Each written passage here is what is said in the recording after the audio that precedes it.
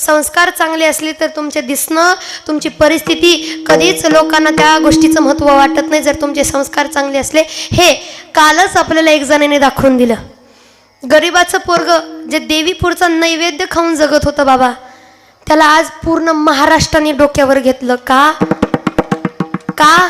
शेवटी लेकराची काळजी ही देवालाच असते. काल परवापर्यंत त्या पोराला कुणी ओळखत सुद्धा नव्हतं.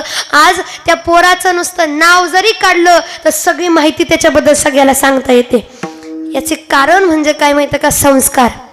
तुमचे संस्कार जर चांगले असले ना, सुद्धा घर चांगले नसू द्या, पण याचे संस्कार चांगले होते म्हणून आज सगळ्या महाराष्ट्राने डोक्यावर घेतलं आणि सगळ्यात मोठा पहिला विजेता तो ठरला.